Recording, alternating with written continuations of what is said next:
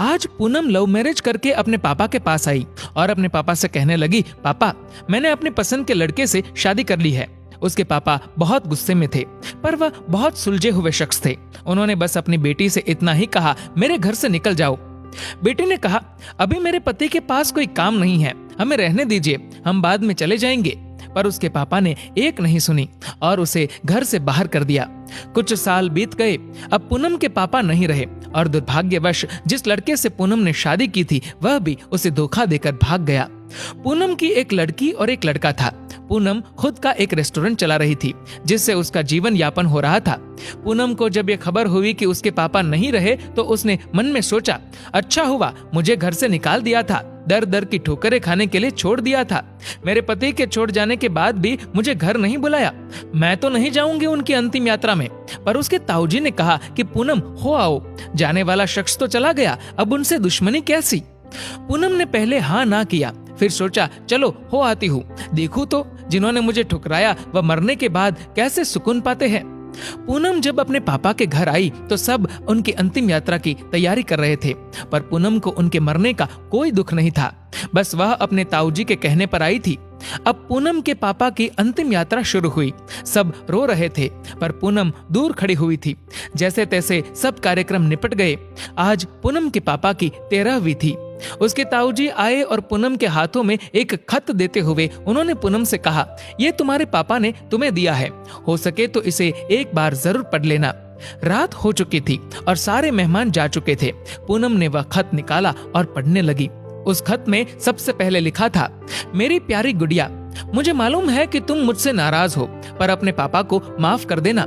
मैं जानता हूँ तुम्हें मैंने घर से निकाल दिया था, तुम्हारे पास रहने की जगह नहीं थी, तुम दर दर की ठोकरें खा रही थी, पर मैं भी उदास था। तुम्हें कैसे बताऊं?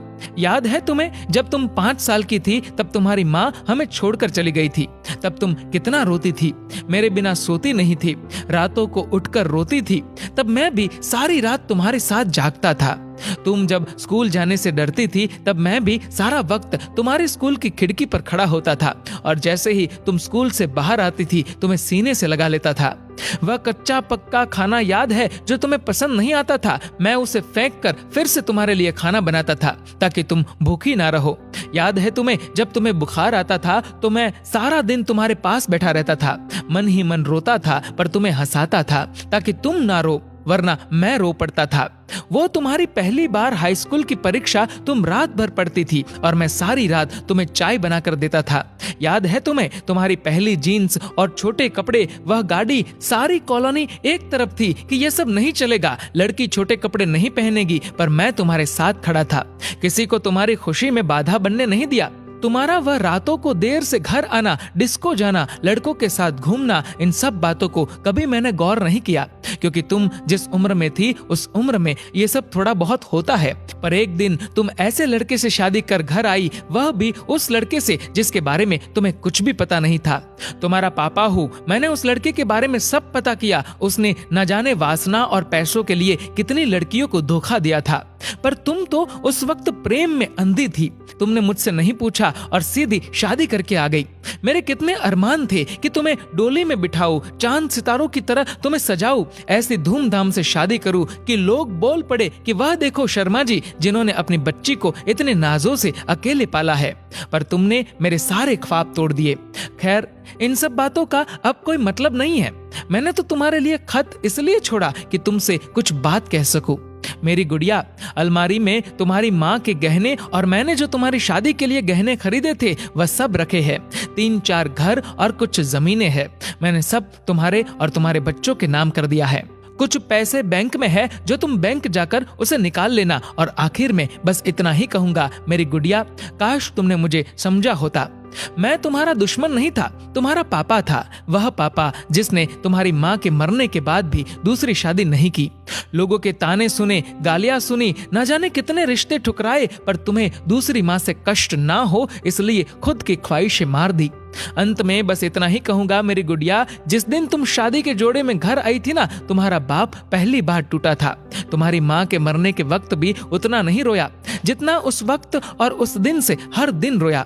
इसलिए नहीं कि समाज, जात, परिवार, रिश्तेदार क्या कहेंगे, बल्कि इसलिए कि जो मेरी नन्ही सी गुड़िया सुसु तक करने के लिए सारी रात मुझे उठाती थी, पर शादी का फैसला लेते वक्त मुझे एक बार बताना भी जरूरी नहीं समझा। गुड़िया, अब तो तुम भी माँ हो। औलाद का दर्द, खुशी क्या होती है, वो जब दिल तोड़ते हैं तो कैसा लगता है, तुम अब महसूस कर सकती हो। लेकिन मैं ईश्वर से प्रार्थना करूंगा कि तुम्हें कभी भी ये दर्द ना देखना पड़े।